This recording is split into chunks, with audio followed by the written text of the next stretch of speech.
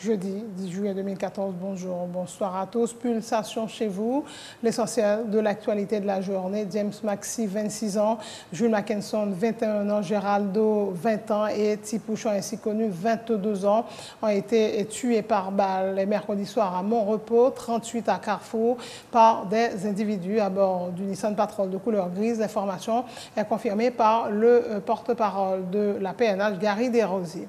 Concernant Maître Auster Févry Junior, dont le corps sans vie a été retrouvé le 1er juillet dernier, non loin de son domicile, sur la route de Kinskov. L'enquête avance. Selon Gary Desrosiers, aucune hypothèse n'est écartée, qu'elle soit celle du suicide ou de l'assassinat, a-t-il dit. C'est ce samedi que seront chantées les funérailles d'Auster Févry Junior, le fils aîné du juriste et homme politique Auster Févry. C'est sans surprise que la militante politique Yolette Mengual a été désignée par le CSPJ pour représenter le pouvoir judiciaire au Conseil électoral provisoire. Elle va remplacer Marie-Carole Floréal du Clairville.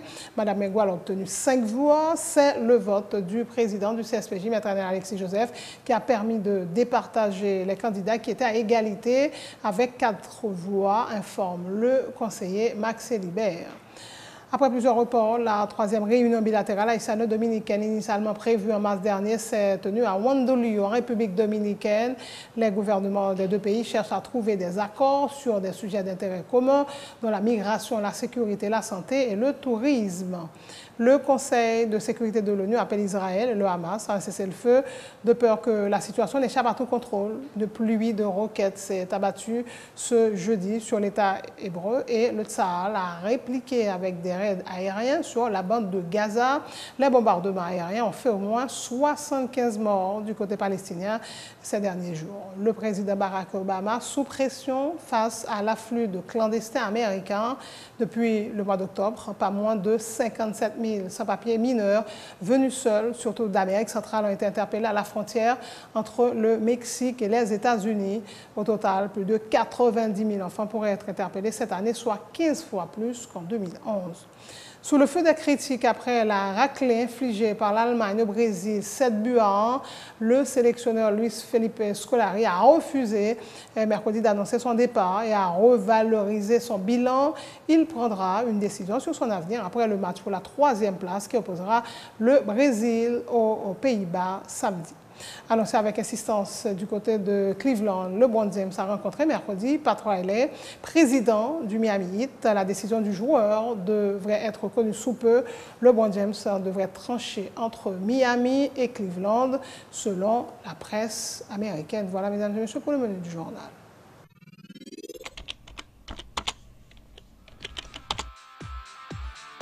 Bienvenue dans cette édition d'Information Pulsation, l'essentiel de l'actualité de la journée. Merci de votre fidélité. Bienvenue dans ce premier numéro de Pulsation Week-end.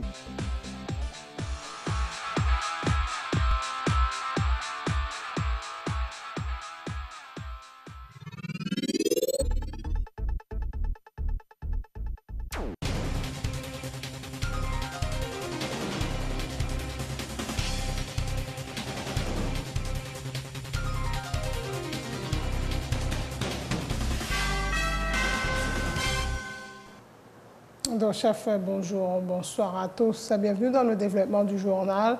Assassinat mercredi soir de 4 jeunes hommes à Carrefour. James Maxi, 26 ans, Jules Mackinson, 21 ans, Géraldo, 20 ans et Tipouchon, ainsi connu, 22 ans, ont été tués par balle à Montrepos 38 par des individus à bord d'une Nissan Patrol de couleur grise. Selon le porte-parole de la PNH, Gary Desrosiers, la police enquête sur ce drame, a-t-il dit. Et concernant Maître Auster Févry Junior, dont le corps sans vie a été retrouvé le mardi 1er juillet dernier, non loin de son domicile, sur la route de Kinskov, l'enquête se poursuit, a indiqué Gary Desrosiers. Aucune hypothèse n'est écartée, qu'elle soit celle du suicide ou de l'assassinat. C'est ce samedi que seront chantées les funérailles d'Auster Févry Junior, le fils aîné du juriste et homme politique Auster Févry. Hier soir, nous avons enregistré un incident nous capable de qualifier très grave. Côté que il y a 4 jeunes qui sont assassinés. C'est James Maxi qui a 26 ans, Jules Mackinson qui a 21 ans, Géraldo ainsi connu qui a 20 ans, Tipouchon ainsi connu qui a 22 ans. Alors, M. s'est rejoint la mort dans Carrefour 38 et rail prolongé. Bon, information que nous gagnons de la part du commissariat Carrefour, c'est un Nissan Patrol de couleur grise qui passait pendant M. Sao téléphone et puis il a tiré et tué 4 jeunes. Et pour le moment, il y a une enquête qui ouvre au niveau de la DCPJ. Nous connaissons exactement qui est l'auteur de crime ça sur 4 jeunes pendant que vous la caillou et puis bandit à bord d'un Nissan Patrol de couleur grise tué M. Sao. Nous connaissons et côté que petit maître février nous avons joint pratiquement et mouru. Au niveau de la DCPJ, parce que les mort d'homme, c'est DCPJ automatiquement en charge. Et dossier ça pour le moment, l'a traité au niveau homicide, qui sont services qui sont dans la DCPJ. Et côté que il y a évolution, nous sommes de très bonnes pistes pour que nous soyons capables de connaître exactement ce qui est passé. Mais pour le moment, je garde mon corps de tout commentaire parce que l'enquête là est en cours et ça fait que je ne peux pas parler plus de ça. Mais nous baillons la presse, population garantie et famille février tout que aussitôt que le résultat de l'enquête après, la presse a informé, nous-mêmes tout a informé. Nous pas jamais dit que nous avons une thèse suicide. Nous pas jamais dit. Et effectivement, famille février était sur ton note, il dit que la police dit non, parce que c'est bien pour dire, c'est moi pour dire. Comme voix autorisée, comme porte-parole à Jean PNH. Non pas dit, nous avons parlé avec de radio, et radio capable de témoigner ça, pas jamais dit. Nous dit que nous avons considéré toutes les yeux. Au point de l'actualité, c'est sans surprise que la militante politique Yolette Mengual a été désignée par le Conseil supérieur du pouvoir judiciaire pour représenter le pouvoir judiciaire au Conseil électoral provisoire avec 5 voix sur 9. Elle va remplacer Marie-Carole Floréal du Clairville.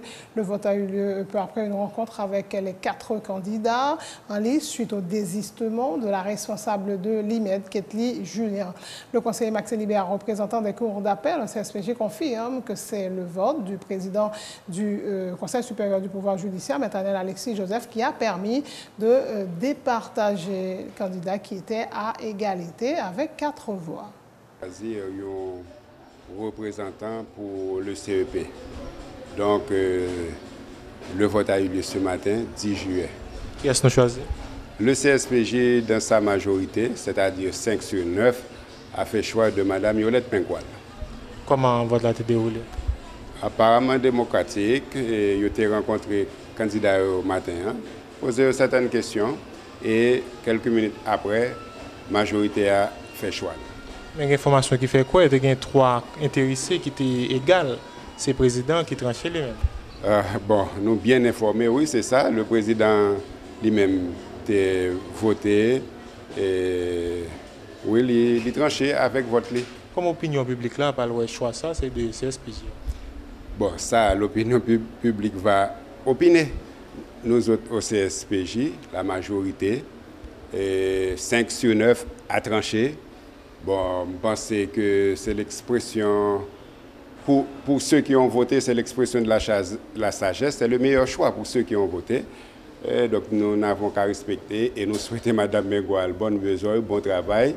Nous souhaitons la faire travailler avec un pile compétence, la tête droite, parce que la pression a sorti de partout. Donc la nation avant toute bagaille. Pourquoi ça nous obligé de rencontrer Mounio matin avant votre affaire? C'était encore le vœu de la majorité qui était choisi de rencontrer. Parce que gain pile tout, il n'y a pas de connaître. Le sénateur Sivenir Vincent Benoît regrette la participation du président du Grand Corps de Soiti-Modéra à la cérémonie de prestation de serment de la nouvelle vice-présidente du CSPJ, Maître Wendell Coctello.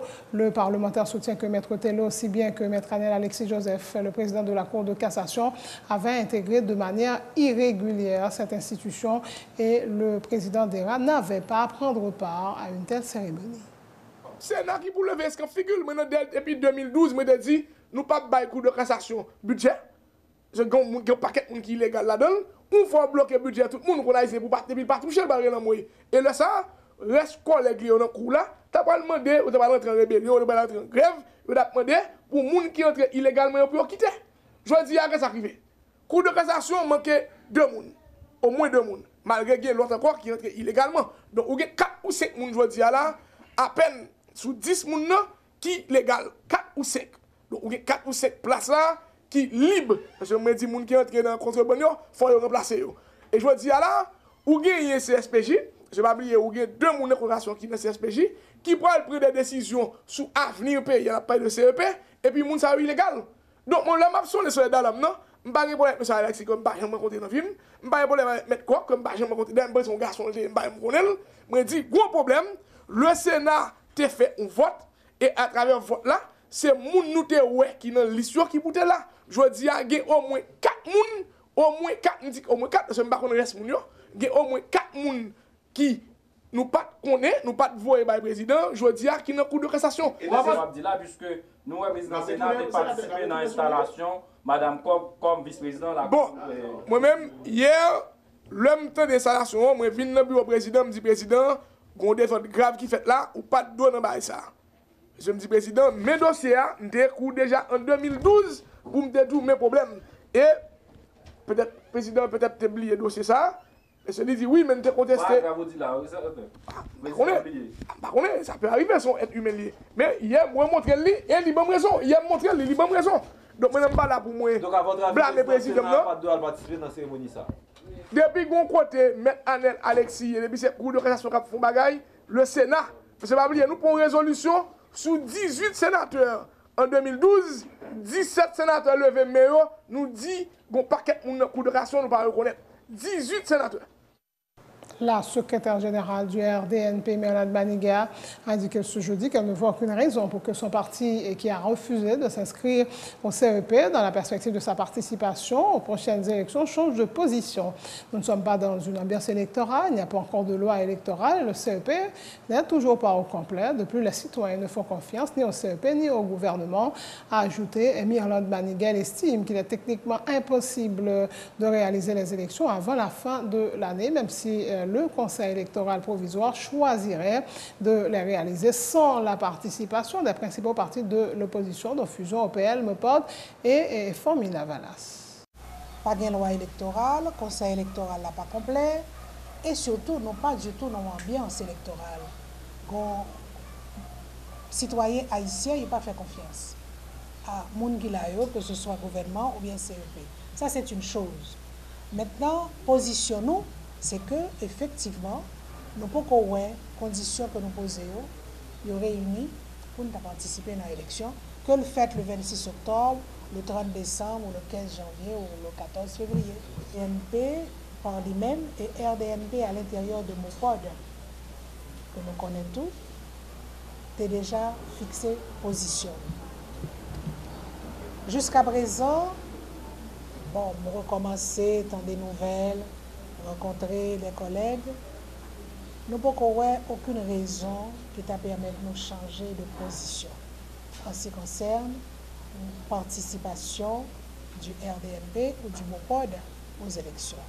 C'est-à-dire que si, malgré la position prise par un certain nombre de partis politiques, et pas des moindres, donc comme ça, nous sommes réunis et nous avons fait paraître un communiqué.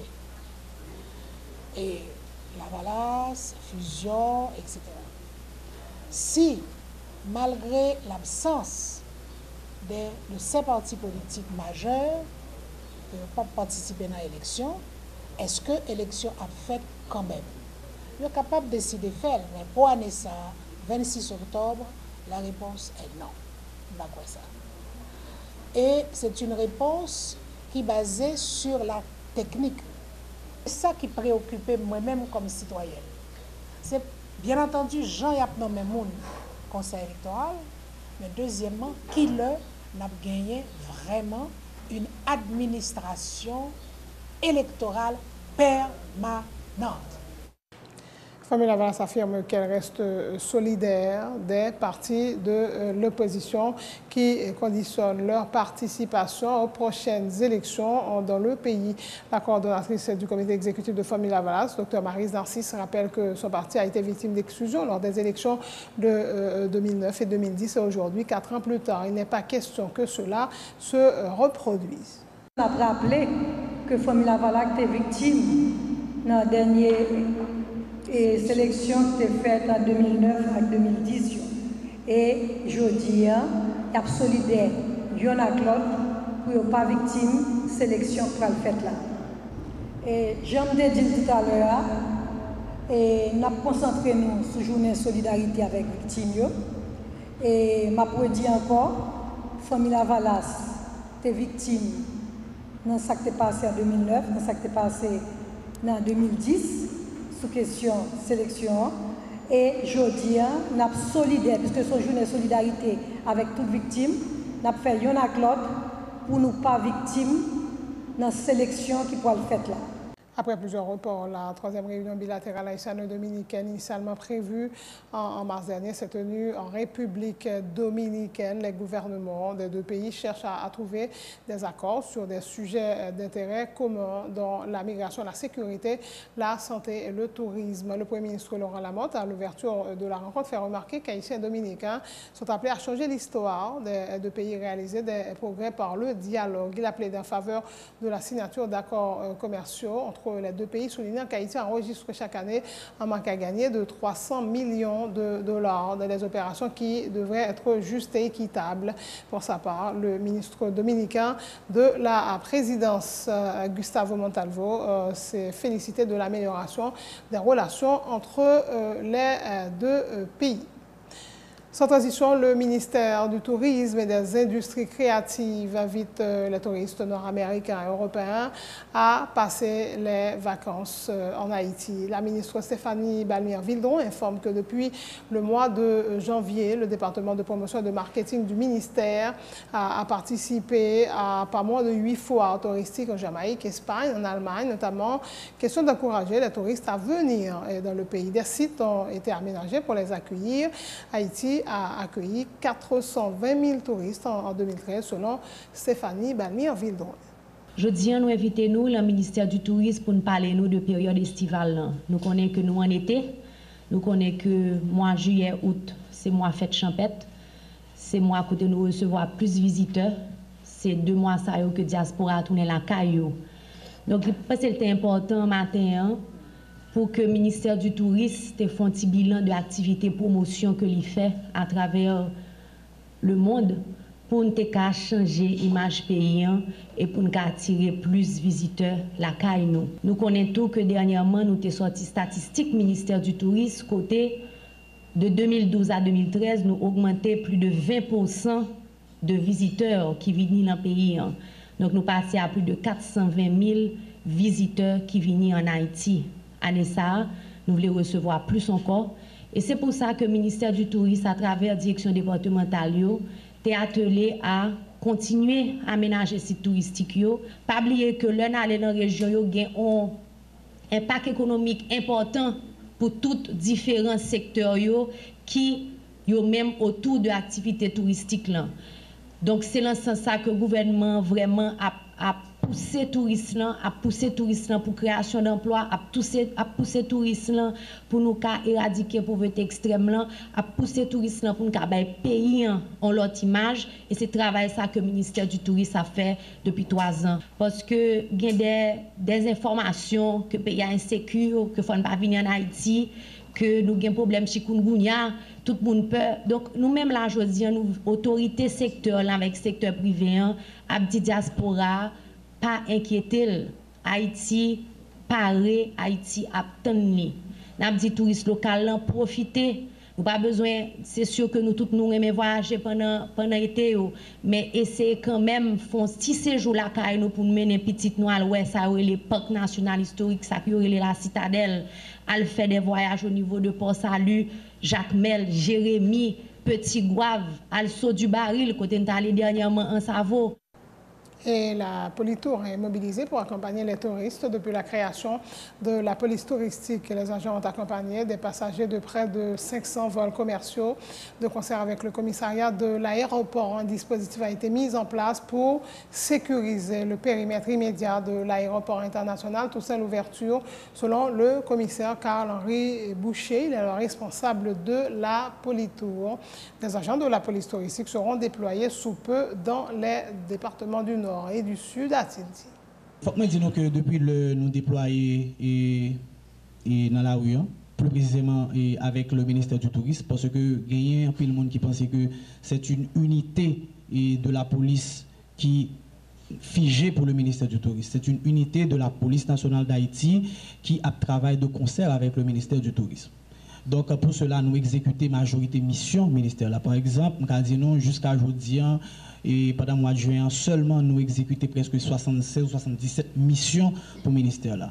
C'est pour me dire que nos activités ont augmenté. Nous déployons surtout à l'aéroport, nous avons assisté à 490 vols commerciaux.